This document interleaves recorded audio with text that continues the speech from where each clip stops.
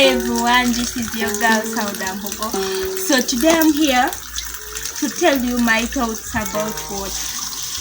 Because I know everyone knows water and everyone loves water because no one can live without water. Do you know that water is the softest of all things and very powerful? The thirsty seek for water, and also water seeks for the thirsty. God created this water for everyone, and everyone needs this water in his or her life. Because even you see, the richest people we know can't live without water. It's good to leave each day behind like flowing water. So I just want you to be like water.